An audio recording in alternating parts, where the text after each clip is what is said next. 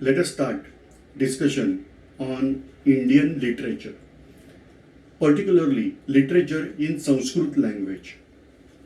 Now this is our fourth lecture, and in this lecture I want to focus on Sanskrit literature.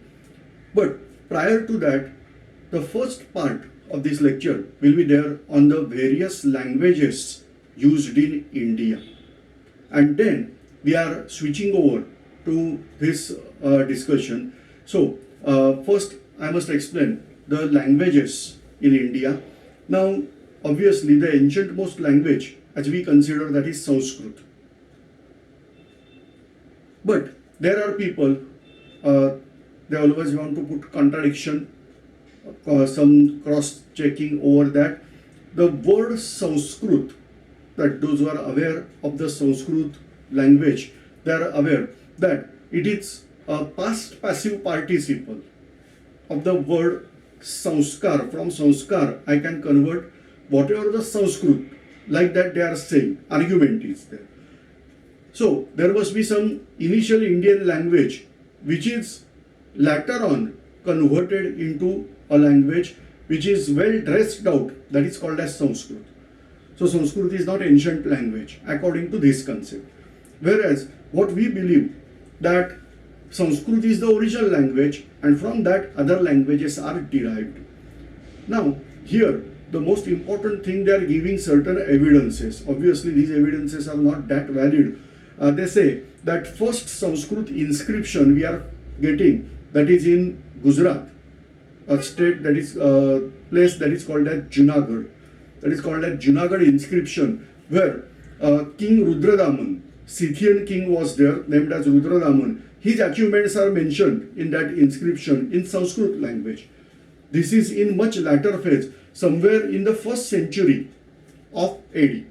This inscription is there, whereas Pali inscriptions are ancient than that.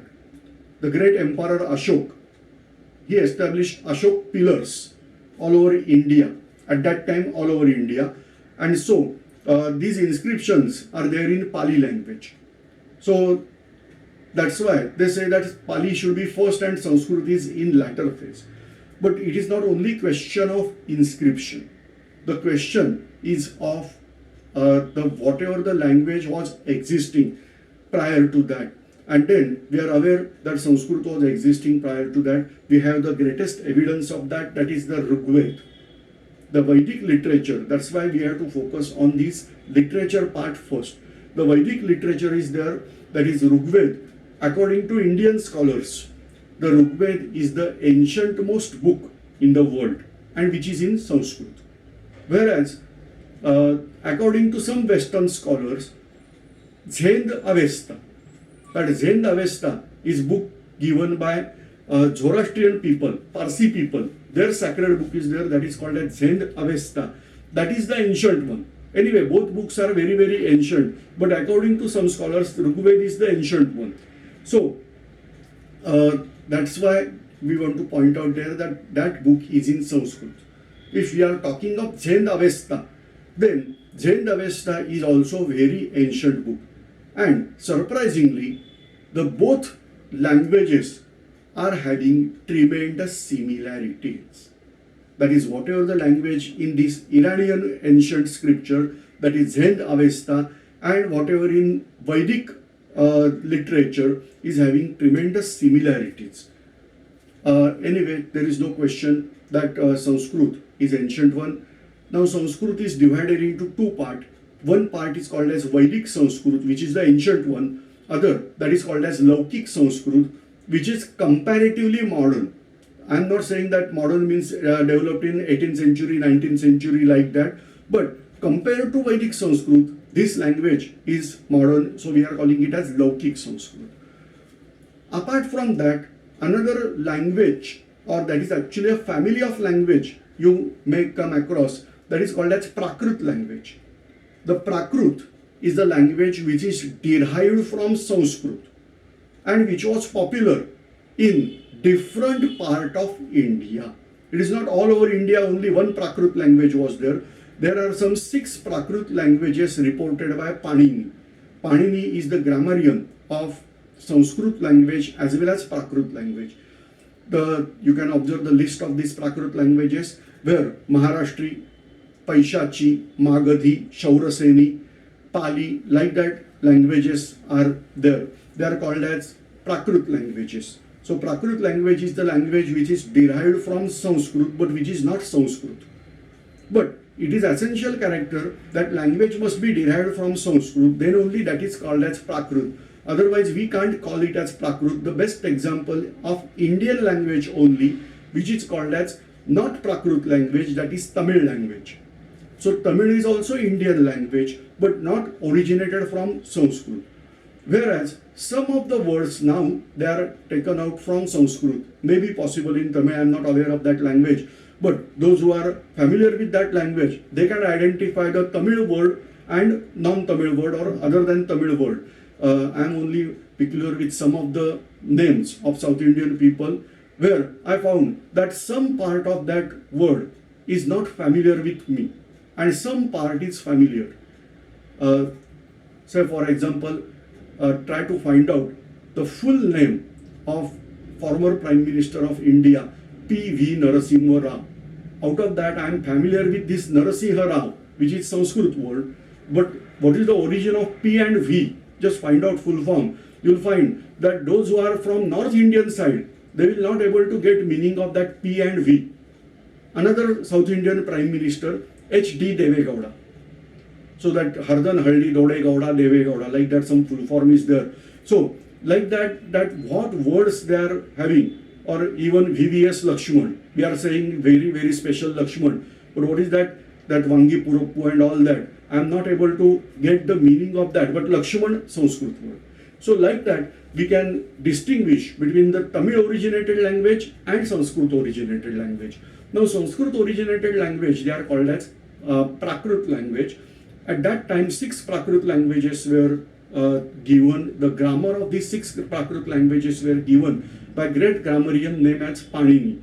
But Panini is not the first grammarian of Sanskrit. He is the grammarian of Sanskrit, but not first grammarian of Sanskrit.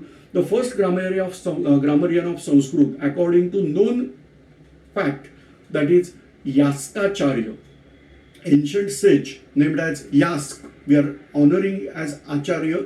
We are calling him Yaskacharya. That is the first Sanskrit grammarian. Then onwards, various Sanskrit grammarians were there.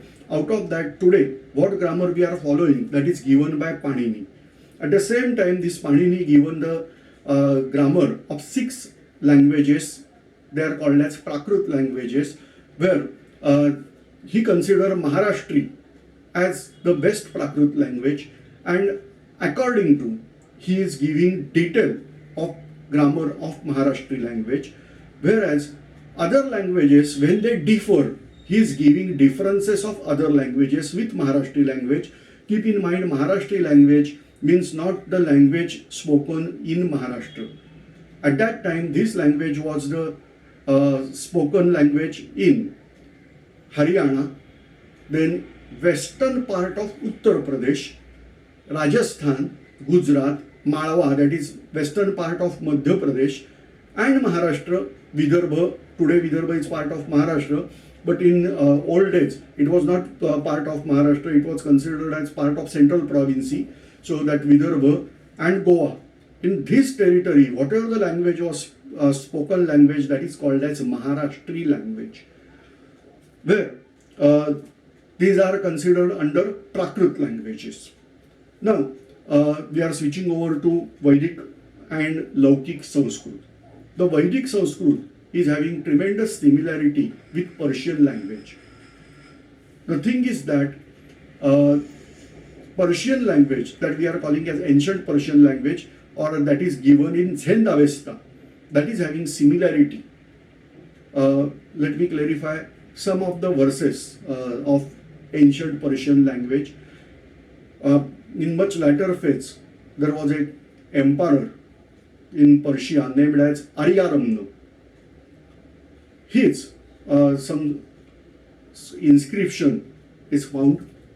That inscription depicts this way: Aryaramna, Kshayathiya Kshayathyanam, Kshayathiya Vajrak, Hakamani Hayya Puss. Like that, some words are there. They are in ancient Persian language. Those of you are aware of Sanskrit grammar, little bit, in 10th standard, 11th standard, all right, only that much basic grammar. You can identify, say for example, Aryaram, that is the name of king they mention. Kshayathiya, Kshayathiya means king. Kshayathiya, Kshayathiyanam. Now this is, we are saying Saptami Vibhakti Pratyay. That is, Shashti Vibhakti Pratyay. King of king. The meaning of Kshayathiya, Kshayathiyanam. Kshayathiya means king. King of king. Kshayathiya Vajrak. Vajrak means important. Important king. Say, always you will find that how Sanskrit grammar goes, same way this grammar goes. Whereas, Hakamani Hayya Pussa. Now, what is the meaning of this Hakamani? In Persian language, as we discussed, that Sanskrit sa is corrupted as ha in Persian language many times. Now here, Hakamani, just change out ha to sa. You'll find it is Sakhamani. That means friend of mind. But exactly this is the translation given in English. What is the meaning of this Hakamani dynasty? So, Hakamani ha, that ha and ya is connected. Again convert ha to sa. You'll find Hakamani sya. Sya is Shashti Ekvachan in Sanskrit. That means belonging to. That means Hakamanits, apostrophe s. Pussa, that is Putra. So you'll find this type of similarity between Sanskrit and ancient Persian language. Vedic Sanskrit is going somewhat different with Laukik Sanskrit. I'm not much of the aware of that Sanskrit language, but I'm aware little bit. Say for example, kru is the dhatu, where from kru we can make different forms. Whereas in Laukik Sanskrit, I can't get the form Krunvanto. Now in Rigved, this is the principal statement in Rigved, that is Krunvanto Vishwam Aryam. Whereas this Krunvanto form, I'm not able to get in normal Sanskrit. So this is something Vedic Sanskrit. In old day, the tradition was that first go through grammar of the Sanskrit. When we want to study Vedas, first study out grammar, first study out that language. When you will get familiar with language and when we are getting familiar with grammar, then only our study of Vedas were starting out. Now, Rigved, that is not in written form. As students, those who are going at that time in school, they were not getting something book, open out page number so and start reading. No. The Guru used to give verses of that Rigved, that is called as Rucha or hymns. They were given, students were going to by heart that. Whether you follow the meaning or not follow the meaning, but you have to by heart. That is in rhythmatic format. So you have to by heart that entire book. After by hearting that book, then only they will start your education. So that education begins with the knowledge of language, knowledge of grammar, then by hearting of the book. It is not that some people are saying that script was not known at that time or printing was not known. No, this is the ideal form of education, that whatever the things are there, that should be, first we are simply in computer language, I can say that first they were adding out data and then they were analyzing that data. So first you have to by heart that entire Ved and then start getting meaning of that. So this is something the format in old days. So Vedic Sanskrit was going in different way, whereas Laukik Sanskrit, that is developed in much later phase, that was going in much different phase. The first grammarian of Vedic Sanskrit known, that is Yaskacharya, somewhere 8th century BC. Then onwards various grammarians were there, but today finally we are using the grammar given by great sage Panini. Panini given the grammar of Sanskrit as well as these Prakrit languages. 6 Prakrit languages were given by Panini. Out of that, the Paishachi language, unfortunately, not at all available in India, today's India. Not a single script of that Paishachi language is available in India. Certain scriptures translated from Paishachi to Sanskrit. They are available. Jain literature, they are having various stories and all that. So that Jain literature was there in some part, is there in Paishachi language. That was translated to Sanskrit. These translations are available. But original Paishachi language is not available. It is something word Pishacha onwards corrupted as Paishachi. I don't know. But some scholars are saying that most probably this language was spoken in Gandhar territory or northwest part of India at that time, means today's Pakistan and Afghanistan part. And that's why not a single literature is available from that language. They believe that most probably the Pushtu language, the Pathan people, they are speaking language that is in Pakhtunistan territory, that is northwest frontier region of Pakistan today's.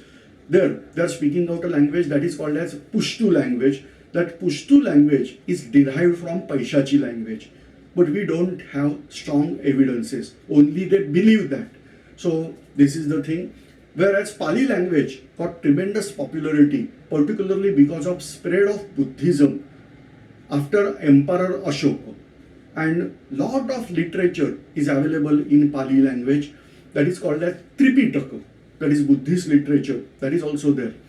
Anyway, so we are now focusing over these first languages we have discussed, and from next lecture we are focusing over the literature directly.